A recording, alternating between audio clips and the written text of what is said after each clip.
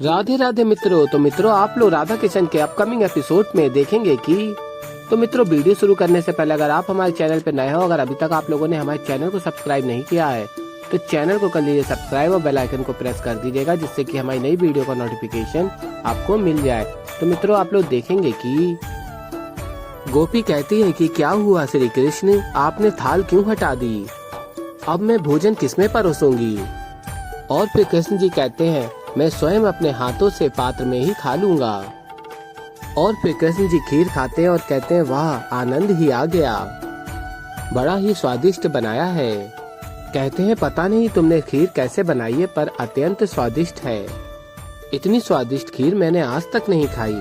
और तभी राधा रुक्मणी से कहती हैं देख रही हो रुक्मणी, आज तक मेरी बनाई गई खीर की इस प्रकार तो कभी प्रशंसा नहीं की। और तभी रुक्मणी कहती हैं सत्य कह रही हो राधा, इन गोपियों का तो बड़ा ही सुंदर भाग्य है जो इन्हें इतना प्रेम और प्रशंसा मिल रही है। और फिर गोपी कहती हैं बताइए श्री कृष्ण, आप हम सब में से किसकी खीर सबसे अधिक स्वादिष्ट लगी।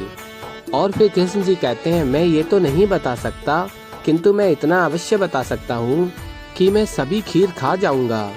और फिर मित्रों आप लोग आगे देखेंगे कि कृष्ण जी राधा और रुक्मणी के समक्ष आते हैं और कहते हैं राधा रुक्मणी देखो मैं क्या लाया हूँ। और कहते हैं अरे वाह आज दोनों के दोनों यहीं मिल गए। और तभी राधा कहती हैं क्या हुआ कृष्ण, ये खीर क्यों लाए हो यहाँ पर। और तभी कृष्ण जी कहते हैं अरे प्रसन्नता से पूछो, प्रसन्नता वाली बात है। और फिर कृष्ण जी कहते हैं मुझे पता है तुम मुझसे और भी रुष्ट हो गई होगी। और फिर तभी राधा कहती हाँ मैं तुमसे रुष्ट हूँ और तुम इसी के योग्य हो। और फिर मित्रों आप लोग आगे देखेंगे कि यदुवंशी कहते हैं कि साम अनिरुद्ध को सही दिशा में ले जा रहा है, आगे चलकर साम राजा होगा और इससे हमें अत्यंत लाभ होगा।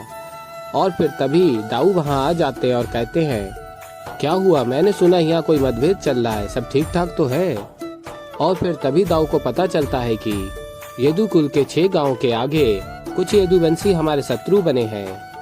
साम जी और अनिरुद्ध जी उनके समीप शांति का प्रस्ताव लेके गए हैं। और तभी दाऊ कहते हैं ये कैसे संभव है, मेरी अनुमति के बिना कैसे भेज दिया। और फिर मित्रों आप लोग आगे देखेंगे कि राधा कहती हैं ये गोपियां तो कुछ अधिक ही सेवा कर रही हैं, भोजन बनाने तक तो ठीक था किंतु अब श्रृंगार भी कर रही हैं, सब सीमा ही लांघ दी है इन्होंने।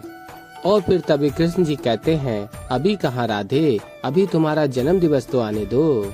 और फिर तभी रुक्मणी आ जाती हैं और कहती हैं श्री कृष्ण, अनिरुद्ध साम और दाऊ अभी तक नहीं आए और उनका कोई संदेश भी नहीं आया है। अनिरुद्ध ने कहा था कि यदि कोई विलम्ब हुआ तो वो अवश्य ही संदेश भिजवाएगा। और कहती हैं लगता है आपको तो कुछ स्मरण ही नहीं है, इन गोपियों के साथ रमण करते हुए आप सब कुछ भूल चुके हैं। और तभी कृष्ण जी कहते हैं राधा जैसी बात तुम क्यों कर रही हो रुक्मणी।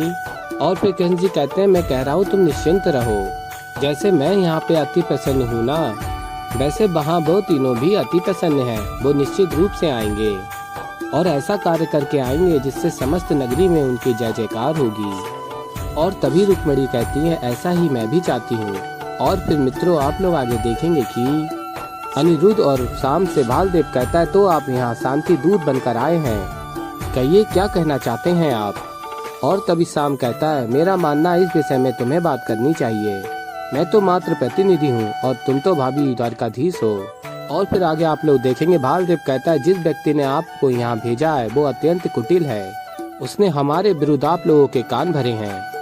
और फिर बालदेव अनिरुद्ध और साम को बंधक बना लेते हैं। और तभी साम कहता है बालदेव मैंने तो कोई त्रुटि नहीं की, आप मुझे तो मुक्त कर ही सकते हैं ना।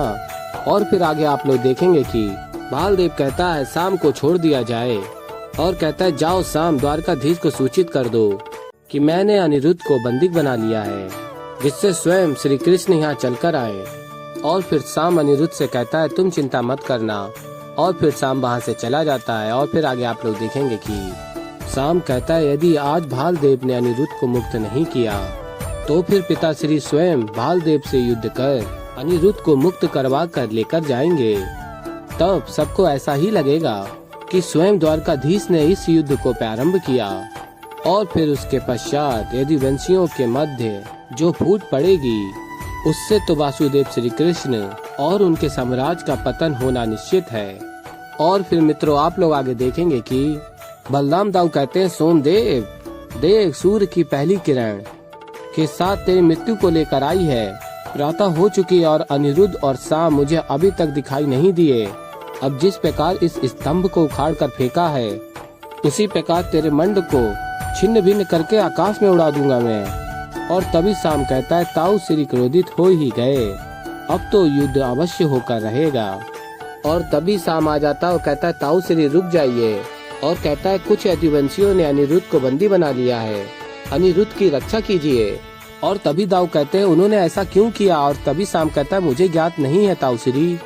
और कहता है हम तो वहाँ मात्र शांति दूत बनकर गए थे, किंतु उस भालदेव ने हमारी शांति को ठुकरा दिया।